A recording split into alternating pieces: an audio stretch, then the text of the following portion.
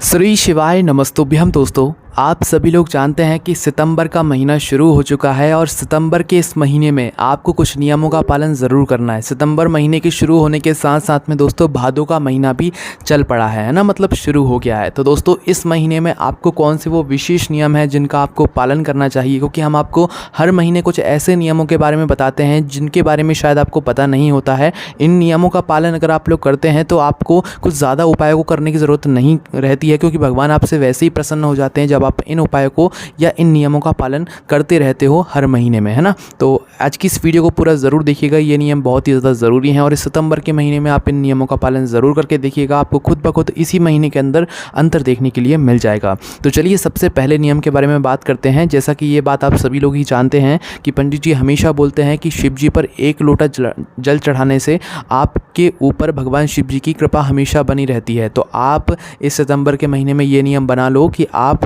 कुछ मत चढ़ाओ भले ही, तो एक लोटा जल आप प्रतिदिन नियम के साथ रोज़ प्रातःकाल सुबह सुबह लेकर भगवान शिव जी पर ज़रूर चढ़ाया कर आया करो, है ना। और अगर आपके पास बिल्कुल भी समय नहीं है, बिल्कुल भी आपके पास समय नहीं है भाई जल चढ़ाने का, तो आप जब भगवान शिव जी के मंदिर के सामने से निकलो तो उनके दर्शन कर लिया करो, बाहर से ही हाथ जोड़ लिया करो या उनके शिखर के दर्शन कर लिया करो। तो ये नियम आप लोग बना लो। अगर आपके पास समय भी नहीं है तो आप भगवान शिव जी के मंदिर का शिखर जो है उसके दर्शन करके हाथ जोड़ के आप लोग निकल जाया करो। उससे भी आपको भगवान शिव जी की जो कृपा होती है वो प्राप्त होती है ना। उसके बाद में दोस्तों जो दूसरा नियम है वो आप ये सुन लो कि जब आप भगवान शिव जी पर कोई भी चीज़ समर्पित करते हो, बेलपत्री का तो आपको पता ही है कि बेलपत्री कैसे समर्पित की जाती है भगवान शिव जी पर। जो चिकना भाग होता है बेलपत्री का वो भगवान शिव जी के ऊपर की ओर होता है ना। और दोस्तों फूल का जो है बहुत सारे लोग गलतियाँ करते हैं फूल को समर्पित करते समय। फूल का हमेशा ये बात ध्यान रखा करो कि फूल को जब आप भगवान शिव जी पर समर्पित करो ना, तो फूल का मुख हमेशा भगवान शिव जी की तरफ ही करके रखा करो। खिला हुआ जो बाग है वो भगवान शिव जी को दिखाया करो, है ना। जैसे कि आप जलाधारी पर कोई फूल समर्पित करते हो तो उसका खिला हुआ बाग भगवान शिव जी की तरफ होना चाहिए, है ना। और जब भगवान शिव जी की शिवलिंग की तरफ जब फूल समर्पित करते हो तो उसका खिला हुआ भाग आगे की तरफ होना चाहिए। और जैसे कोई भी भगवान जी को आप फूल समर्पित करते हो तो ऐसा नहीं कि उसका मुख आप सामने की तरफ करके रख दो। भगवान शिव जी को या भगवान को हम जब फूल समर्पित करते हैं तो खिला हुआ भाग भगवान की तरफ ही होना चाहिए। इस बात का आपको हमेशा ध्यान करके जो है चलना है, ठीक है। उसके बाद में दोस्तों आप जब भी भगवान शिव जी के मंदिर में या कहीं पर भी रोज़ प्रातःकाल मतलब शाम के समय जो भी लोग दिया बाती करने के लिए जाते हैं तो वो लोग हमेशा ये कोशिश किया करें कि वो आटे की दीपक बनाकर लेकर जाया करें। उसका सबसे बड़ा कारण ये है कि जो दिया मतलब तेल का है उसमें तेल का ही दीपक जलाया जाता है, जो दिया घी का है उसमें घी का ही दिया जलाया जा सकता है, ठीक है। कई सारे लोग क्या करते हैं, सभी लोग यही करते हैं कि अपने घर से बत्ती तैयार करके लेकर जाते हैं और भगवान शिव जी के मंदिर पहुंचते हैं। वहाँ पर पहले से आपको दिया मौजूद मिलते हैं जो कि मिट्टी के होते हैं ना। जब आप उन मिट्टी के दियों में जो है मतलब बाती लगाते हो तो आपको ये बात पता नहीं होती कि वो मतलब तेल के हैं या घी के हैं, है ना। तो आप लगा देते हो और वहाँ पर हो जाती है गलती कि भाई घी के दिए में तेल का दीपक लग जाता है। पहले किसने दीपक लगाया ये तो हम पता नहीं लगा सकते ना, बहुत बार लगाया हो किसी ने। तो सबसे अच्छा यही रहता है कि बढ़िया रोज़ आप थोड़ा सा आटा गूंदो, कुछ मत डालो उसमें, उसके भले ही एक दीपक आप क्यों ना बनाओ, एक दो दीपक बनाकर उन दीपकों को लेकर जाओगे तो वो ज़्यादा बेहतर रहता है ना। तो हो सके तो इस नियम का भी आप पालन करके ज़रूर देखना, निश्चित ही भगवान शिव जी आपसे बहुत जल्दी प्रसन्न होंगे, है ना। उसके बाद में दोस्तों आप लोगों ने देखा होगा कि जब हम भगवान शिव जी का अभिषेक करते हैं तो पंचामृत से अभिषेक करते हैं। पर अगर आप लोग चाहें, आपको कोई अलग से एक मनोकामना पूर्ण करवानी हो या अपनी एक अलग से कोई आपकी दिक्कत समस्या हो, तो उस स्थान पर आप इन पंचामृत की 5 सामग्रियों को अलग अलग करके भी समर्पित कर सकते हैं। और अलग अलग करके समर्पित करने से क्या आपको फल मिलेगा वो हम आपको बताते हैं। सबसे पहली बात, आप सभी लोग जानते हैं पंचामृत में 5 सामग्री होती हैं, दूध, दही, घी, शक्कर और शहद, है ना। अब इन अलग अलग सामग्री को अलग अलग भगवान शिव जी पर समर्पित करने का क्या फ़ायदा मिलेगा वो आप लोग सुनो। देखो, अगर आप लोग भगवान शिव जी पर दूध अकेला समर्पित करते हो ना, माताएं बहनें दूध अकेला समर्पित करती हैं, तो इससे आपको जो है संतान की मतलब प्राप्ति होती है। संतान प्राप्ति के लिए, संतान की वृद्धि के लिए आप लोग क्या कर सकते हो, शिव जी पर दूध समर्पित कर सकते हो, है ना। उसके बाद में दही की बात करें तो अगर आपके घर में प्रेम नहीं है, बिल्कुल भी कोई एक दूसरे से सही से बात नहीं करता है, तो उस स्थान पर आप शिव जी पर दही चढ़ाना चालू कर दो, निश्चित ही धीरे धीरे करके प्रेम बढ़ना चालू हो जाएगा। उसके बाद में दोस्तों अगर आपके घर में रोग और बीमारी किसी ना किसी व्यक्ति को हमेशा घिरे हुए ही रहती है, तो उस स्थान पर भी आप एक बहुत अच्छी चीज़ चढ़ा सकते हो, वो है शुद्ध देसी गाय का घी, है ना। शुद्ध देसी गाय का घी प्रतिदिन शिव जी को समर्पित करके आओ, इससे आपके घर में जो रोग बीमारी है वो समाप्त हो जाएगी, है ना। उसके बाद में आता है शहद। अगर आप लोग घर में धन संपदा की बहुत ज़्यादा कमी है, आपको लगता है कि भाई पैसों की हमेशा कमी बनी रहती है, तो आप शिव जी पर जो है शहद चढ़ाना चालू कर दो, है ना। उसके बाद में अगर आप लोग के घर में बच्चे कुछ ऐसे हैं जो कि बहुत ज़्यादा ज़िद्दी हैं, बात नहीं मानते हैं, बहुत आप परेशान हैं, तो शिव जी पर जो शक्कर होती है ना पिसी हुई वाली, वो आप चढ़ाना चालू कर दो। वैसी भी चढ़ा सकते हो, कोई दिक्कत नहीं है ना। तो शक्कर आप लोग चढ़ाना चालू करो, आपके घर के जो बच्चे हैं वो ज़िद्दी नहीं होंगे, वो अच्छे रहेंगे, है ना।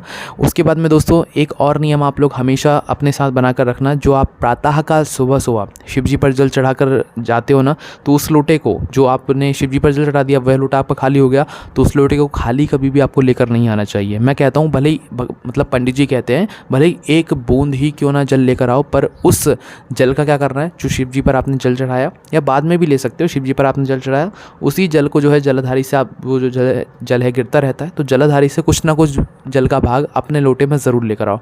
भले ही एक बूंद से भी आधी बूंद ही क्यों ना हो, पर वो थोड़ा सा जल का भाग आपके लोटे में ज़रूर होना चाहिए, है ना, वो भी जलाधारी से झेला हुआ। अब उस जल का करना क्या होता है, उस जल को लाकर आपको सबसे पहली चीज़ अपने घर के मुख्य द्वार पर छिड़कना होता है। जैसे ही आप अपने घर के मंदिर से आते हो, मतलब मंदिर से घर आते हो, तो बाहर आते समय ही आप वहीं के वहीं छिड़क सकते हो, और उसी जल को फिर आप अपने घर के अंदर आकर आचमन भी करा सकते हो। सभी अपने घर के सदस्यों को भी उस जल को पिला सकते हो। भगवान शिव जी का आशीर्वाद आपके घर पर भी होता है उस स्थान पर, और आपके ऊपर भी होता है। आपके ऊपर कभी कोई रोग और समस्या या दुख और समस्या नहीं आती है ना।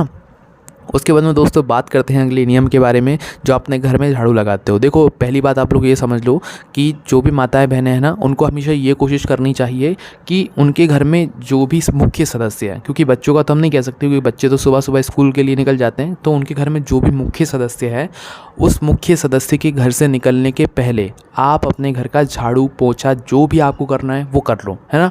अगर आपके घर का मुख्य सदस्य निकल गया उसके बाद आप लोग झाड़ू पोछा कर रहे हो, तो ये बिल्कुल गलत है, ये बिल्कुल गलत नियम है ना। तो आप लोग इस बात का विशेष रूप से ध्यान रखो, है ना।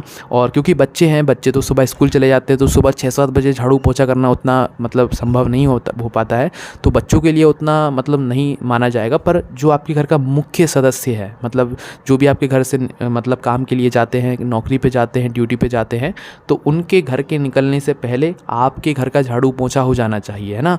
और हम आपको बता दें कि झाड़ू पोछा स्नान करके ही किया जाता है। आप लोगों को शायद ये बात ना पता हो, तो स्नान करके ही झाड़ू पोछा किया जाता है ना। तो क्या नियम बनाना है कि आपके घर का जो मुख्य सदस्य है उसके घर से निकलने से पहले, जैसे कि वो 10 बजे या 9 बजे निकलते हैं, तो आप लोगों का 8 बजे सारा काम हो जाना चाहिए, है ना। और अगली जो बात है वो दोस्तों ये है कि आप लोगों को जो आपका रसोई घर होता है ना, उस रसोई घर में आपको मतलब ऐसे ही नहीं घुसना चाहिए। आपको बिना नहाए तो रसोई घर में प्रवेश ही नहीं करना चाहिए, और मतलब बासी मुंह तो घुसना ही नहीं चाहिए, है ना। तो आपका सबसे पहला और सबसे बड़ा नियम ये होना चाहिए कि आप उठते से ही स्नान कर लो, है ना। और नियम भी यही कहता है। अब बहुत सारे लोग कहेंगे कि भाई माताएं बहनों को काम करना रहता है, तो एकदम से सुबह से कैसे स्नान कर लें। तो देखो नियम ये कहता है कि आप पहले सुबह उठ जाओ, पहला काम है आपका स्नान करना है। स्नान करने के बाद फिर आप झाड़ू पोछा करो, जो करना है वो करो। आप गंदे हो गए फिर आप, क्योंकि आप नहाने के बाद सुबह के बाद फिर रसोई घर में प्रवेश कर सकते हो, क्योंकि ये नियम कहता है ना।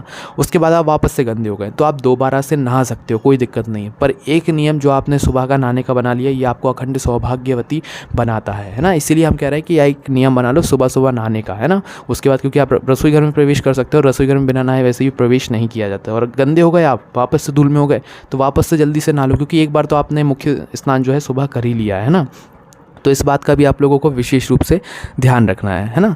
उसके बाद में दोस्तों जो आपके घर में आप झाड़ू रखते हो ना, उसका भी हम आपको बताते हैं कि आप लोगों को झाड़ू कभी भी मतलब ऐसे कहीं पर भी नहीं पटक देना चाहिए। भले ही वो आपके घर का बाहर का झाड़ू हो, चाहे घर के अंदर का झाड़ू हो, झाड़ू को रखने का भी एक नियम होता है। वो झाड़ू का नियम हम आपको बताते हैं। सबसे पहली चीज़, आपको झाड़ू कहाँ पर नहीं रखना चाहिए वो आप लोग सुन लो।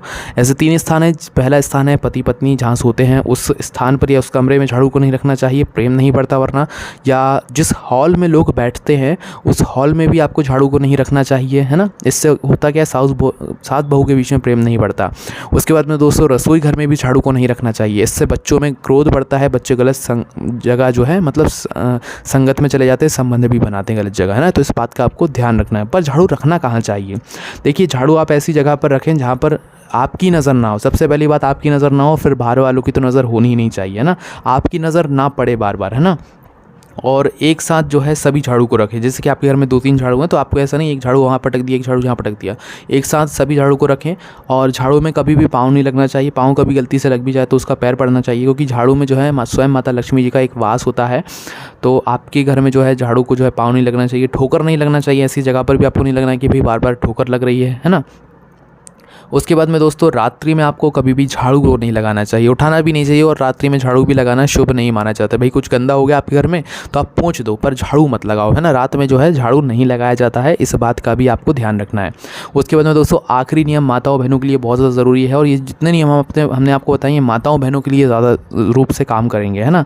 उसके बाद में दोस्तों आपको करना क्या है, जो माताएं बहनें हैं, शाम के 4 बजे से लेकर शाम के 7 बजे का ये समय आप लोग नोट करके रख लो। इस समय के बीच में आपको क्या नहीं करना है। ये समय वो होता है जिस समय भगवान शिव जी भ्रमण पर निकलते हैं माता पार्वती जी के साथ नंदी बाबा के ऊपर बैठकर, है ना।